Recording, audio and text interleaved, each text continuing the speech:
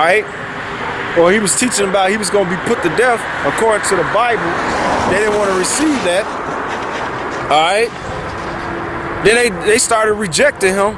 All right, and calling him the devil. All right, calling him a heathen, a Samaritan. All right. Okay. Saying he worked miracles through Beelzebub. All right, the prince of devils. Okay. They rejected the Lord, man. All right. So it ain't no small thing that we get rejected when we come out here and teach the word, or that you get guys that was once doing this. All right, they get offended and they reject you. So it says that he is despised and rejected of men. Okay, which that's evident all over the computer that the brothers of Great Millstone, all right, that we are by far the most despised and most rejected amongst Israel for no apparent reason. It ain't because we ain't breaking down the Bible correct, because you guys can't touch us with that, okay? Because the Lord, he gives us the wisdom and a mouth and wisdom that none of our enemies or adversaries shall gainsay nor resist. You niggas can't resist what's being brought out, okay? And you can't gainsay against it because it's the truth, all right? But you still despise and hate us because you wicked, okay? You the damn devil, man. All right, you a bunch of black, Latino, and Native American devils, man. Men and women. So it says, he is despised and rejected of men, a man of sorrows and acquainted with grief. Okay? That was another reason why people rejected the Lord. Everything he spoke about was about this place being destroyed, about him bringing in the kingdom of heaven, that it was going to be brought through with much tribulation, man. All right? And that a lot of judgment and death and destruction was coming. All right?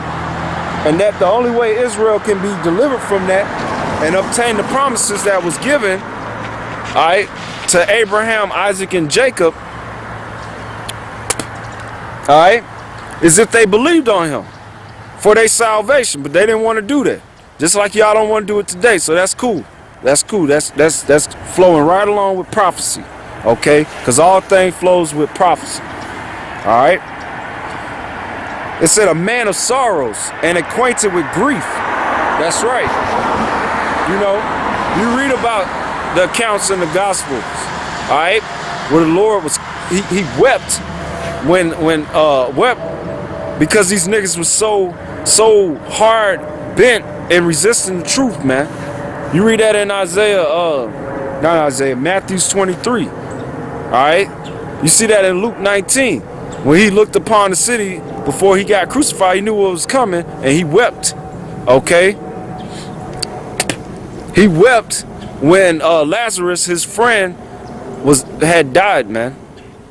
But he understood that was so that a miracle or a mighty work through the power of Yahweh B'Shem Al-Shai could be performed, so that the people will see that he is the one that was spoken of to come, and that they may believe on him.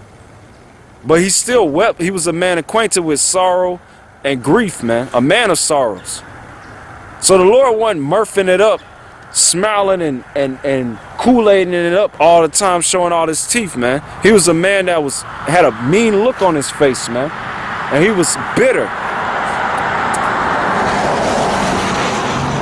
He was bitter because he knew why he was created, and he knew his fate. Okay, that he had to partake of a strong, bitter judgment. All right, by dying on the cross. All right, for his sins and for the nation of Israel, the elect. Okay. And when I mean his sins, I mean his past life, as Solomon and as Adam. All right, because the Lord required that which is past. So he was a man of sorrows and acquainted with grief. And we hid, as it were, our faces from him. He was despised, and we esteemed him not. That's going back into what I said before, when they say, oh, he's a heathen. You know, we said he was a Samaritan. We said he had to be a heathen, you know, a Hamite. He couldn't be an Israelite, you know. Or he's got a devil. He's a devil. you know, and other things, man. They did not esteem him as he was, man, and as he deserved. So it says, surely he had borne our griefs. Our is possessive pronoun. Our is talking about a specific group.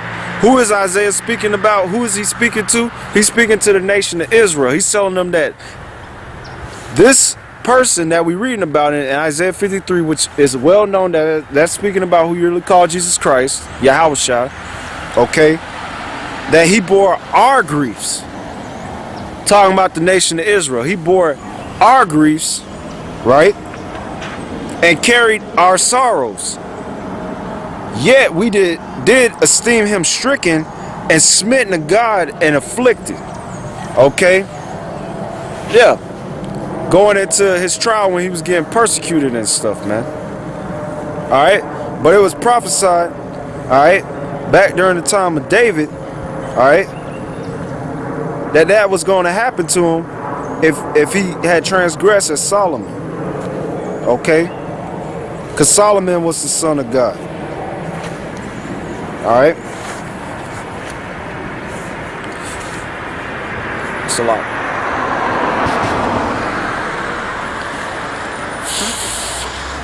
Alright?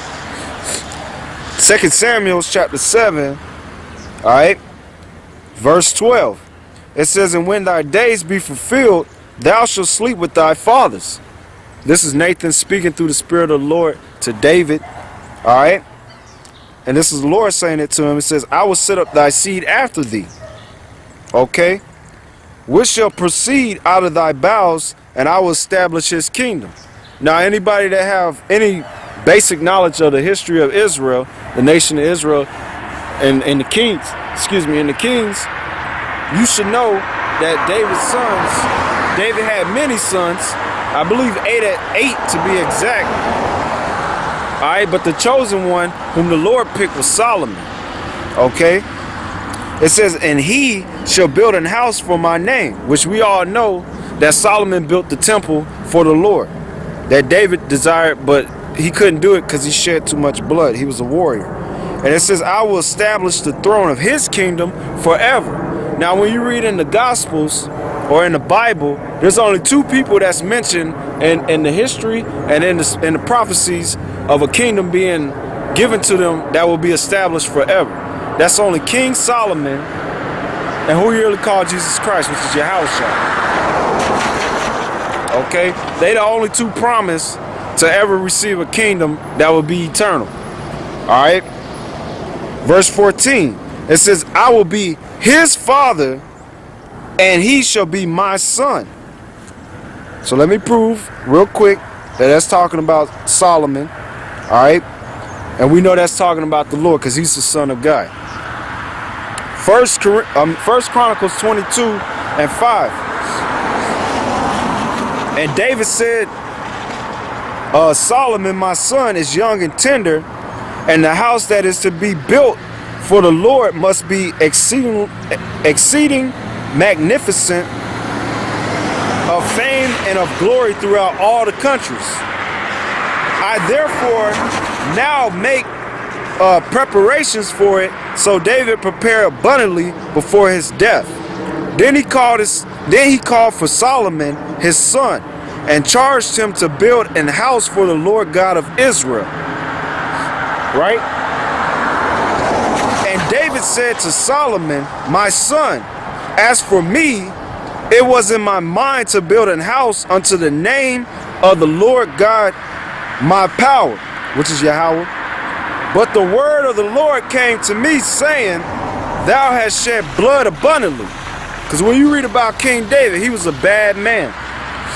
Alright? And Richard Gere, you're going to be put to death for portraying the king of Israel as some flimmy ass faggot. Okay? You can't have no faggot perform and play the role of King David as a mighty warrior, man. Okay? Alright? That's why Hollywood, man, you Amalekites, you fake Jews, you're going to be destroyed, man. Alright? And if anybody noticed, it's only two major characters they constantly get at and try to defame. It's King David, alright? And